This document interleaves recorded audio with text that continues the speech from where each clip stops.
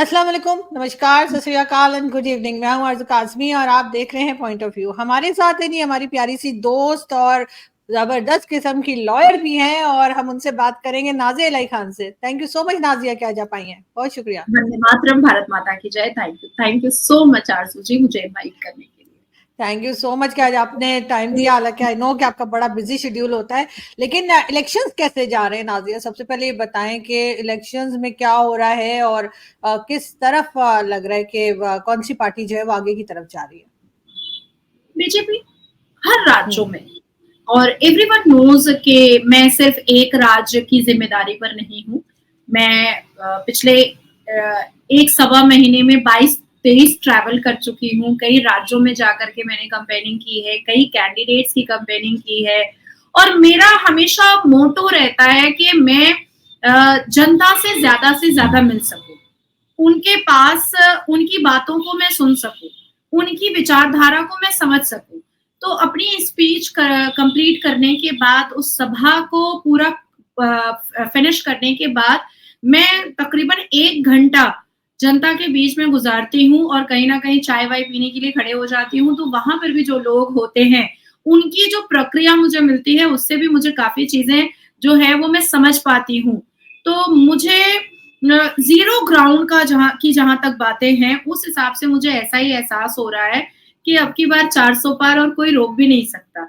हालांकि हालांकि India alliance में राहुल बाबा बहुत स्ट्रैटेजी खेलने की कोशिश कर रहे हैं।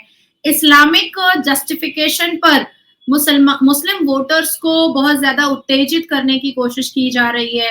श्रीमती ममता बनर्जी मुस्लिम एंटी हिंदू स्लोगन वो उन्होंने स्टार्ट कर दिया है, एंटी हिंदू स्टेटमेंट स्टार्ट कर दिया है, ताकि मुस्लिम जो है वो प्रोवोक होते रहे और उस प्रोवोकेशन में वो उल्टा सीधा एक जिहादी एक्टिविटीज करते रहे। अरविंद केजरीवाल जी का, आम आदमी पार्टी का लीजिएगा, तो उन्होंने अपनी ही महिला सांसद को पीट पाट दिया है, उनके सिक्योरिटी गार्ड ने, वैभव कुमार ने, और इतनी बुरी तरीके से पीटा है कि राज्यसभा एमपी जो है वो बेचारी अब तो रोते धोते हर चैनल पर बैठ रही है और रोना ही रो रही है। तो अब उसके बाद फिर अगर आप बिहार चली जाती हैं, लालू प्रसाद यादव, तो उनका कहीं पर कुछ नजर ही नहीं आ रहा है, कुछ भी नजर नहीं आ रहा है, क्योंकि मेरा 2 दौरा बिहार का रहा।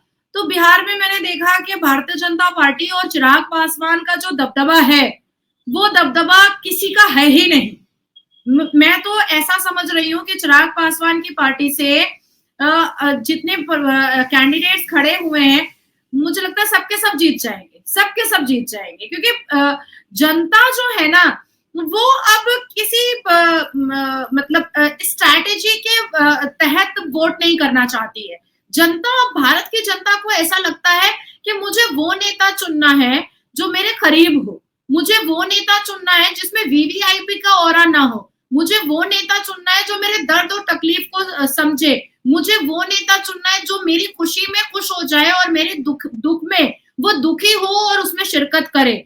और देखिए, ये देश का इलेक्शन हो रहा है, हम इसको देश का पर्व भी बोलते हैं और देश का गर्व भी बोलते हैं, लोकसभा इलेक्शन को। तो देश का जब इलेक्शन होता है, तो देश को मजबूत करने के तरीके से वोटिंग की जाती है। और पिछले 76 साल में जितने भी प्रधानमंत्री आए और गए हैं, उसमें भारत के प्रधानमंत्री मोदी जी का जो कार्यकाल रहा है और जिस तरह से उन्होंने इस मातृभूमि के प्रति अपनी जिम्मेदारियों को निभाया है, अपने कर्तव्य को निभाया है, मुझे लगता है कि ये पूरा देश आंख मूंद करके मोदी जी को वोट कर रहा है, कैंडिडेट नहीं देख रहा है। कैंडिडेट सामने कौन है इससे मतलब ही नहीं है जनता को। जनता को बस इतना पता है कि ये जो हम कमल का बटन दबा रहे हैं, ये मोदी जी को जा रहा है और मोदी जी को मजबूत कर रहा है। यहाँ पे एक चीज और मैंने नाज़िया कुछ टाइम पहले जब इलेक्शंस नहीं हुए थे, उससे पहले की बात है, जब गवर्नमेंट चल रही थी, तो मेरे ख्याल है आपकी असेंबली का इनॉग्रेशन हुआ था, जिसमें मोदी जी ने जो है तमाम रिलीजन के लोगों को बुलाया था, जो वहां पे किरत भी हो रही थी और बाकी रिलीजन की जिस तरह इबादत होती है वो भी की जा रही थी उसके इनॉग्रेशन से पहले। तो उससे एक इम्प्रेशन तो ये आ रहा था कि हर रिलीजन को रिस्पेक्ट दी जा रही है, हर रिलीजन को इम्पोर्टेंस दी जा रही है। तो फिर आखिर ऐसी क्या बात है कि बीजेपी के लिए कहा जाता है कि जी वो माइनॉरिटीज, इसमें सारे ही रिलीजन आ जाते हैं, कि उनके लिए कोई काम नहीं किया जाता। खासतौर पे अपोजिशन इस बात को बहुत ज्यादा उछालती है, बात करती है। ऐसा इम्प्रेशन क्यों है? क्योंकि हमने तो ऐसा होता हुआ नहीं देखा। आरजू जी, ऐसा है कि हमारे नए पार्लियामेंट का इनॉग्रेशन था, हमारे नए संसद का, नए पार्लियामेंट का इनॉग्रेशन था, और उस इनॉग्रेशन में हमारे भारत के प्रधानमंत्री ने सभी धर्मों के प्रार्थना को, दुआओं को, सारी चीजों को उन्होंने करवाया था, और सूरे अल रहमान की आयत वहां पर हुई थी, और मोदी जी ने पूरी आस्था, विश्वास और पूरी नेक नियति के साथ वो सूरे अल रहमान की आयत सुनी थी, और पूरी दुनिया ने इस चीज को देखा था, जो अरब को भी बहुत पसंद आया था, बहुत ज्यादा पसंद आया था। अब देखिए, कुछ चिटिंगबाज और जाली मुसलमान आपके यहाँ भी हैं पाकिस्तान में, और कुछ चिटिंगबाज और जाली मुसलमान हमारे भारत में भी हैं। और ये जो जितने भी चिटिंगबाज और जाली मुसलमान होते हैं, ये बेसिकली अल कुरान या सुन्नत रसूल को नहीं मान रहे होते हैं। ये इस्लाम के जस्टिफिकेशन पर अपने चेयर को, अपने ताकत को और अपने फाइनेंशियल कंडीशन को, अपने पावर को, अपने पोजीशन को बचाने के लिए इस्लाम का सहारा लेते हैं। आपने बहुत खूबसूरत बात अभी छेड़ी है पार्लियामेंट के इनॉग्रेशन की। अब राहुल बाबा बार बार चिल्ला रहे हैं कि राष्ट्रपति के होते हुए भी भारत के प्रधानमंत्री मोदी जी ने पार्लियामेंट का इनॉग्रेशन किया। बिल्कुल कर सकते हैं, क्यों नहीं कर सकते हैं। जानना तो ये है कि सतीशगढ़ असेंबली का जब इनॉग्रेशन हो रहा था तो सोनिया जी ने किया था। हालांकि वो कुछ भी नहीं है, ना राष्ट्रपति है, ना उपराष्ट्रपति है, ना गवर्नर है, मात्र एक मेंबर ऑफ पार्लियामेंट है, इसके अलावा तो कुछ भी नहीं है। आसाम असेंबली का फाउंडेशन स्टोन रखा गया था, तो उस वक्त वहां पर कांग्रेस की सरकार थी, तरुण गोगोई से वहां पर फाउंडेशन स्टोन रखवाया गया था, पर वहां के गवर्नर जो कांग्रेस के थे उससे नहीं रखवाया गया था।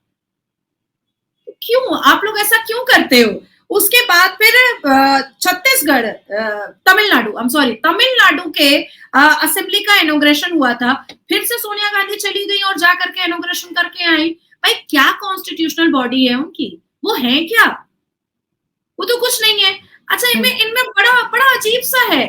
सोनिया एंटोनियो जो है वो अपने हस्बैंड के नाम से अपने आप को प्रमोट करती हैं, सोनिया गांधी कहलाती हैं, लेकिन प्रियंका जो है वो वाड्रा कभी नहीं लगाती हैं, वो प्रियंका गांधी बाप का नाम लगाती हैं। सोनिया अपने बाप के नाम से पीछा छुड़ाती हैं और प्रियंका अपने बाप के नाम को चिपकाने में लगी रहती हैं। सोनिया अपने पति के नाम से जानी जाती हैं, प्रियंका अपने पति के नाम को लगाना ही नहीं चाहती हैं। तो ये जो इंडिया अलायंस का प्रॉब्लम है और गांधी परिवार का प्रॉब्लम है, ये इनके प्रॉब्लम ने ही इनको खत्म कर दिया। आज एक देश की पार्टी कांग्रेस हुआ करती थी, उसको मोहल्ले की पार्टी बना दिया गया है। और किसने किया? ये गांधी ने परिवार ने ही किया। देखिए लोग, आरजू जी, लोग बेवकूफ नहीं है। गांधी परिवार वो परिवार है कि जब इंदिरा गांधी जी का निधन हुआ, उनकी जब मृत्यु हुई, तो भाई संजय गांधी के बच्चे को और उनकी धर्मपत्नी को तो एंटर नहीं करने दिया जा रहा था, अग्नि में चिता नहीं देने दिया जा रहा था। सोनिया गांधी इतनी मतलब प्राउडी है और इतनी अग्रेसिव नेचर की हैं कि वो उन्होंने मेनका गांधी को कभी एक डाइनिंग टेबल पर बैठने नहीं दिया। और ये मैं नहीं बोल रही हूँ, ये मेनका गांधी ने खुद सिमी ग्रेवाल के इंटरव्यू में बैठ करके बोला है कि इंदिरा गांधी और सोनिया गांधी और राजीव गांधी और उनके बच्चे जब डाइनिंग टेबल पर बैठ करके खाते थे तो हमें और वरुण गांधी को बैठने नहीं दिया जाता था। तो जो अपने भाई का नहीं हुआ, जो अपने माँ का नहीं हुआ, जो अपने परिवार का नहीं हुआ, वो जनता को परिवार क्या मानेगा? वो तो कभी जनता को परिवार मान ही नहीं सकता है। अब आती है दूसरी बात कि असदुद्दीन अवैसी ने नया नारा खड़ा किया। असदुद्दीन अवैसी ने बोला कि मुसलमान बेटियों को डराया जा रहा है और उनको वोट नहीं देने के लिए उनका हिजाब उठा करके देखा जा रहा है। अब आप इस्लामिक देश में बैठी हैं, मुझे तो आप हिजाब में कभी नहीं दिखाई दी। बेनजीर भुट्टो इस्लामिक देश की वजीर आजम, उनको तो मैंने निकाब में कभी नहीं देखा। शेख हसीना बांग्लादेश मुस्लिम देश की वजीर आजम, उनको मैंने हिजाब में कभी नहीं देखा। उसके बाद फिर हम इंडोनेशिया चले जाते हैं, हम अरब चले जाते हैं। अरब में तो अब स्विमिंग कॉस्ट्यूम में फैशन शो हो रहा है भाई, स्विमिंग कॉस्ट्यूम में फैशन शो हो रहा है। अच्छा, अब इसके बाद फिर और भी इस्लामिक तरीके से चले जाते हैं। जब हम हज उम्रा करने के लिए जाते हैं तो एहराम में भी हम तो भाई दम ही नहीं हो पाएगा, वजू ही नहीं हो पाएगा अगर हम शक्ल ढक लेंगे। तो अगर वोटिंग के दौरान आपकी आईडी से आपका शक्ल कोई महिला प्रिसाइडिंग ऑफिसर या महिला कैंडिडेट देख ले रही है, मैच कर ले रही है, तो आपको दिक्कत किस बात की है? इसमें तो कोई दिक्कत नहीं है। जब हम हज उम्रा मर्दों के भीड़ में बदन को सटा करके तवाफ कर सकते हैं, तो यहाँ तो भाई इज्जत से आपको बुला करके आपका चेहरा उठा करके देखा जा रहा है और वोटर आईडी कार्ड में मैच किया जा रहा है। That's it. हमें हमारे यहाँ भी यही होता है, ये तो पाकिस्तान में भी होता है। अगर किसी ने कवर किया हुआ है हिजाब इस तरह से किया कि शक्ल नहीं दिखाई दे रही, तो आईडी कार्ड से मैच करने के लिए वो तो हटवाया ही जाएगा वोटिंग से पहले। अब इन्होंने क्या स्टार्ट किया है, ब्लेम गेम, कि मुसलमान महिलाओं को, मुसलमान खवातीनों को डराया जा रहा है, उनके हिजाब उठाए जा रहे हैं, इस्लाम खतरे में आ गया है, इस्लाम को टारगेट किया जा रहा है, मुसलमान को टारगेट किया जा रहा है। कुछ नहीं किया जा रहा है। अरे जब देखिए होता क्या है ना आरजू जी, कि हिंदुओं को मुसलमानों के रीति रिवाज के बारे में इतना पता नहीं है।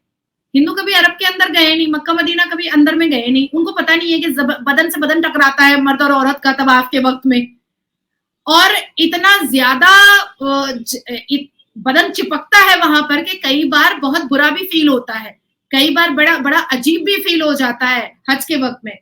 तो इनको तो ये बात पता नहीं है, तो हिंदुओं को अब ये बेवकूफ बनाने लगते हैं। तो इसलिए ये सारी मतलब झूठी चीजों को क्रिएट करके इस्लाम के जस्टिफिकेशन पर भी ये लोग बोगस वोटिंग कराने की कोशिश में लगे हुए हैं। अब आज ही देखिए पश्चिम बंगाल में तकरीबन 6 कॉन्स्टिट्यूएंसी में आज वोटिंग हुई है। सुबह से लेकर के अभी तक में मैं कंटिन्यू अपडेट में लगी हुई थी, कहाँ क्या हो रहा है, कहाँ क्या हो रहा है। सारी कॉन्स्टिट्यूएंसी में लुंगी डांस हुआ है, सारी कॉन्स्टिट्यूएंसी में लुंगी डांस हुआ है, सारी 6 की 6 पश्चिम बंगाल की कॉन्स्टिट्यूएंसी में हिजाब डांस हुआ है, सारी 6 की 6 कॉन्स्टिट्यूएंसी में मदरसा छाप डांस हुआ है। मतलब जानबूझ करके हिजाब वाली महिलाओं को आगे कर दिया गया है, जानबूझ करके लुंगी और जालीदार टोपी पहना करके आगे कर दिया गया है, और सीधा बोल दिया जा रहा है कि देखिए भाई इस्लाम खतरे में नहीं आना चाहिए। अरे कैसे, तुमको अगर इस्लाम इतना प्यारा है तो तुम हिजाब के अंदर बोगस वोटर्स क्यों लेकर के आ रहे हो? तुम क्यों इस्लाम को बेच रहे हो? तुम क्यों इस्लाम के ऊपर कालिक मल रहे हो? लेकिन ये चीज तो है नहीं, ये चीज तो बिल्कुल इलेक्शन के टाइम पे भी चेक होती है, और एग्जाम्स देने अगर कोई जा रहा है स्कूल कॉलेज यूनिवर्सिटी तो वहां पर भी जो है वो चेहरा तो देखा जाएगा कि एग्जाम कौन दे रहा है। तो ये चीज तो मेरे ख्याल नहीं होनी चाहिए इस तरह से। लेकिन मोदी जी ने जो है वो गर्ल्स के लिए या फीमेल्स के लिए भी बहुत काम किया है। वो भी मेरी आपसे बात हुई थी पहले भी, और आगे आपको लगता है कि जब नेक्स्ट गवर्नमेंट आएगी, जो कि मोदी जी की ही लगता है कि आएगी, तो कोई ऐसे पॉइंट्स आप समझती हैं कि आप उसको आगे बढ़ाएंगी, और आपका ख्याल है कि उसके ऊपर काम होना चाहिए, चाहे वो किसी भी रिलीजन की फीमेल्स हो, लेकिन उनको कुछ आप समझती हैं भी कोई चीजें रह गई हैं जो गवर्नमेंट नहीं कर पाई पहले? अभी तो 4 जून के बाद हमारा फोकस सबसे ज्यादा आरजू जी रहेगा यूसीसी पर। यूसीसी इम्प्लीमेंटेशन करवाना, यूसीसी का अवेयरनेस करवाना, यूसीसी के फायदे हर एक बेटियों तक, माताओं तक, बहनों तक पहुंचवाना। दूसरा हमारा फोकस रहेगा वक्फ बोर्ड के चीथड़े उड़ाना। वक्फ बोर्ड में जितने भी 2 लाख करोड़ के ऊपर संपत्ति हो चुकी है, तो ये संपत्ति तो बाहर से या अरब से या पाकिस्तान से आई नहीं है, ये तो भारत की संपत्ति है। तो इसको जो इन्होंने दबोच करके रखा है, और 1,65,000 करोड़ रुपया जो ये एनुअली रेवेन्यू उठा रहे हैं, ये पैसे जा कहाँ रहे हैं? क्योंकि मुसलमानों के बेहतरी के लिए तो ये पैसे लग नहीं रहे हैं। तो ये हमारा सेकंड टारगेट होगा। द थर्ड टारगेट इज कि एडुकेशन पर सबसे ज्यादा इंपॉर्टेंस देना है, सबसे ज्यादा फोकस करना है। द फोर्थ फोकस इज हम लोगों का कि लव जिहाद जैसी चीजों को हम लोगों को बिल्कुल वैनिश करना है, इरेज करना है, खत्म कर देना है। द फिफ्थ फोकस इज 4 जून के बाद हमारा रहेगा कि हमारे जितने भी सिविलाइजेशन, सभ्यता, संस्कार, और जितने भी हमारे वीर योद्धा, फ्रीडम फाइटर जो रहे हैं, जिनको प्रोफेसर नूरुल हसन ने, अबू कलाम ने और 5 मुसलमान शिक्षा मंत्री ने कांग्रेस के जमाने में इरेज किया था, वैनिश किया था, उन सबको फिर से जुगाड़ना है, उन सबको रिसर्च में डालना है, उन सबको बेहतर करना है। द सिक्स्थ फोकस इज कि इंदिरा गांधी जी ने इमरजेंसी के वक्त में हमारे संविधान के साथ बहुत खिलवाड़ किया था और बहुत छेड़छाड़ किया था, जिसकी वजह से बहुत सारे ऐसे आरोपी होते हैं जो छूट जाते हैं, जिनको छूटना नहीं चाहिए। जैसे बलात्कारी आरोपी भी रेमिशन ग्राउंड पे छूटते हैं, अब चाहे वो हिंदू हो मुस्लिम हो, मेरे को उससे मतलब नहीं है। अगर कोई बलात्कार कर रहा है तो उसको फास्ट ट्रैक कोर्ट के हिसाब से फांसी की सजा होनी चाहिए। अब जैसे जो यूएपीए एक्ट में बिहाइंड द बार जाता है, या कोई एंटी टेररिज्म एक्ट में बिहाइंड द बार जाता है, या हमारा एक्सट्रेडिशन का जो एक्ट है, तो बहुत सारे लोग देश से बाहर चले जाते हैं, कुछ भी यहाँ पर फसाद कर देते हैं, कुछ भी यहाँ पर टेररिज्म एक्टिविटीज कर देते हैं, उसके बाद बाहर चले जाते हैं, नहीं हम लोग अरेस्ट करके नहीं ला पाते हैं। तो इन सारे चीजों को, और जो इंदिरा गांधी जी ने इमरजेंसी के वक्त में संविधान के साथ छेड़छाड़ किया था, उसको हम लोग फिर से इम्प्लीमेंट करके, अमेंड करके बेटर करने की कोशिश करेंगे।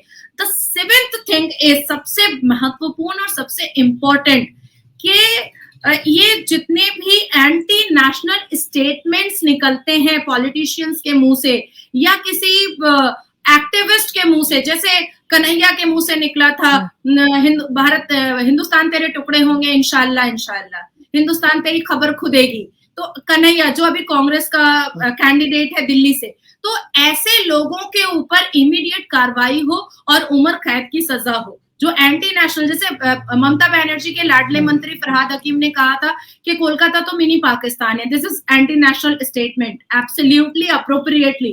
तो ऐसे स्टेटमेंट्स को भी हम लोग बहुत इंपॉर्टेंस और वैल्यूबल समझ रहे हैं। इसके ऊपर कार्रवाई अप्रोप्रिएटली होनी चाहिए और बेल के प्रावधान बहुत कम होने चाहिए। बिल्कुल, लेकिन मुझे नाज़िया एक चीज़ और बताइए कि ज़ाहिर है कि आपका ताल्लुक भी जो है वो कोर्ट कचहरी से हर वक्त रहता है। बहुत से केसेस ऐसे हम देखते हैं पाकिस्तान में भी कि जिनको ऊपर छोटे-मोटे केसेस हैं, जुर्म जो है वो कह दिया गया है, कोई इल्ज़ाम लगा दिया गया है, लेकिन केस की सुनवाई नहीं हो रही, तो इसलिए सालों साल वो लोग जो है वो जेल में होते हैं और अगर सुनवाई हो जाए तो शायद 2 दिन में ही बाहर आ जाए। क्या भारत में भी ऐसा होता है कि केस सुनने में बहुत टाइम लग जाता है और कई लोग जो हैं वो छोटे-मोटे जुर्म में या इल्ज़ाम में किसी किस्म की एलिगेशन लगी हुई है, उसके वजह से सालों साल जेल में होते हैं और उनकी कोर्ट जो है उनकी बारी ही नहीं आती उस केस की? नहीं, ऐसा होता है और गाहे बगाहे कई बार चीफ जस्टिस ऑफ इंडिया ने भी इस बारे में बात की है।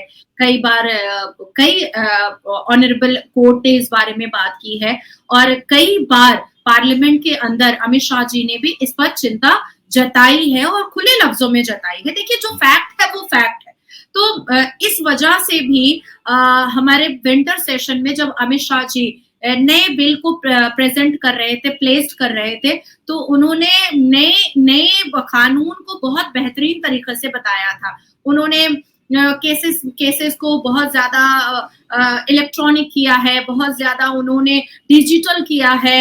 अब जैसे मर्डर केस होता है तो वहां पर इन्वेस्टिगेशन करने में ही बहुत समय लग जाता है, केस डायरी पहुंचने में ही बहुत समय लग जाता है, चार्जशीट पहुंचने में ही बहुत समय लग जाता है। तो अब सारी चीजें अगर डिजिटल तरीके से, इलेक्ट्रॉनिक तरीके से, वीडियोग्राफी के माध्यम से होगी, तो प्लेस ऑफ इंसिडेंट और प्लेस ऑफ एक्यूरेंस पे बार बार जाने की जरूरत नहीं है। आप वो वीडियो चलाइए और अपने सारे इन्वेस्टिगेशन आप बैठे बैठे करिए और एकदम 90 डेज में आपको चार्जशीट सबमिट कर देना है। तो ऐसी चीजें हो रही हैं। साथ साथ जो जजेस की कमी है, साथ साथ जो एआरओ की कमी है, साथ साथ जो पीपी पब्लिक प्रोसिक्यूटर की कमी है, उस पर भी अमित शाह जी ने बहुत चिंता बताई थी और पार्लियामेंट के अंदर बताई थी और उसको भी बहुत खूबसूरत तरीके से ठीक करने की कोशिश की जा रही है। और मुझे लगता है कि जुलाई अगस्त तक में मतलब 60-70% जो कोर्ट के का मामला है वो दुरुस्त होता हुआ नजर आने लगेगा भारत के अंदर। क्योंकि डेट्स बहुत ज्यादा दी जाती है ना, वो सनी देओल जी का नहीं है, तारीख पे तारीख, तारीख पे तारीख, तो वही अभी तक वही हम देखते हैं कि पाकिस्तान में भी ऐसे ही चल रहा है। सजा अगर सुना भी दी गई है कई मुजरिमों को मर्डर केसेस में, हमारे यहाँ भी 2-3 केसेस हुए थे, तो वो उनको जो है अभी तक वो प्रॉपर जो एक पनिशमेंट है जो अनाउंस की गई है वो दी नहीं गई है। कुछ कहने दी आज सुनवाई हो रही है, फिर वो अपील दायर कर देते हैं, फिर कुछ हो जाता है, जबकि सबने साफ साफ देखा है कि उनका जुर्म है, वो मान भी चुके हैं, फिर भी सजा नहीं होती। क्या होता है इस तरह भारत में भी? देखिए, जिस स्टेट में भारतीय जनता पार्टी की सरकार नहीं है, देखिए प्राय मैं सारे कोर्ट में जाती हूँ और सर्वोच्च न्यायपालिका the honourable supreme court of India में भी जाती हूँ, और मैंने अपनी आंखों से देखा है कि पश्चिम बंगाल में तृणमूल कांग्रेस की सरकार है और यहाँ पर नासिर खान जैसे प्राइम एक्यूज्ड बलात्कारी को रेमिशन ग्राउंड पे छोड़ दिया गया। कामदुनी का जो बलात्कार मुसलमानों ने किया था, मुसलमान छूट जाते हैं, हिंदू अंदर ही रह जाते हैं। तो ये जो एंटी हिंदू कोर्ट के अंदर भी चल रहा है, इसको भी संभालने और इसको भी ठीक करने की जरूरत है। आपने मर्डर केस की बात कही है या केस पर तारीख पे तारीख की जो बात कही है, हमारे यहाँ इन चीजों को बहुत खूबसूरत तरीके से देखा जाता है। जैसे बहुत ज्यादा केस लेंदी जा रहा है तो हम हाई कोर्ट से ट्रायल स्पीडी करके स्पीडी ट्रायल का एक ऑर्डर लेकर के आते हैं, जो हम लोअर कोर्ट को सबमिट करते हैं, फिर वो मैटर फास्ट ट्रैक कोर्ट में चला जाता है, उसका बेंच चेंज हो जाता है और हाई कोर्ट की तरफ से एक शेड्यूल दिया जाता है कि आप इस मैटर को 6 महीने में खत्म कीजिए, आपको इस मैटर को 1 साल में ही खत्म करना पड़ेगा, आपको इस मैटर को 3 महीने में ही खत्म करना पड़ेगा। तो बहुत सारे ऐसे प्रावधान हैं, बहुत सारे ऐसे चीजें हैं जिसके तहत हम हाई कोर्ट से या सुप्रीम कोर्ट से ऑर्डर ला करके लोअर कोर्ट में जो तारीख पे तारीख होता है उसको हम कंट्रोल करके, उसको हम ठीक कर करके हम उसको बेटर तरीके से और एक सुटेबल टाइम पर उसको हम जजमेंट के तौर पर लेकर के आते हैं। और ये तो मैं भी करती हूँ, कई केसेस में करती हूँ, क्योंकि मुझे ऐसा लगता है कि अगर कोई व्यक्ति 2 साल 3 साल से अपने इंसाफ के लिए चप्पल घिस रहा है, एक लॉन्ग लीगल बैटल फाइट कर रहा है, तो वो बाद में पिस्ड ऑफ होता है, वो बाद में इरिटेट होना स्टार्ट हो जाता है। तो इट्स बेटर कि उसको क्विक रिलीफ दिया जाए, क्योंकि हमें कोट अनकोट बोलते हैं ना कि justice delay means justice denied, exactly, बिल्कुल हम कहते हैं। तो मुझे ये चीज हमेशा रहता है और मेरे चैम्बर से, मेरे फर्म से, कि कोई भी ऐसा व्यक्ति नहीं है जिसको मैंने 3 साल 4 साल के अंदर न्याय उसके हाथ में ले जा करके ना दिया हो। मैं ये करती हूँ, थोड़ा पैसा ज्यादा लग जाता है, थोड़ा दौड़ना ज्यादा पड़ जाता है, थोड़ी मेहनत ज्यादा हो जाती है, क्योंकि एक तरफ लोअर कोर्ट में या जज कोर्ट में या डिस्ट्रिक्ट कोर्ट में चल रहा होता है मैटर, उसके बाद फिर हमको वो पूरी फाइल इकट्ठा कर करके हाई कोर्ट ले जानी पड़ती है, वहां से हमें स्पीडी ट्रायल करना पड़ता है, फिर वहां पर उसको ला करके दूसरा बेंच चेंज करवाना पड़ता है। बट ये हैरेसमेंट आई अग्रीड, मुझे अच्छा लगता है, लेकिन सामने वाला जो इंसाफ के लिए दौड़ रहा है उसको जल्दी इंसाफ मिलना, ये बहुत एहसास बहुत जरूरी ऐसा होना चाहिए। हमारे यहाँ तो कई लोगों को इंसाफ तब मिला जब उनको जो है, यानी उनके फांसी के बाद उन्हें कहा गया कि बेकसूर थे। इस किस्म के केसेस भी हुए हमारे यहाँ, जो कि यकीनन नहीं होने चाहिए। Thank you so much Nazia कि आज आपने ज्वाइन किया, बहुत शुक्रिया। Thank you. वंदे मातरम, भारत माता।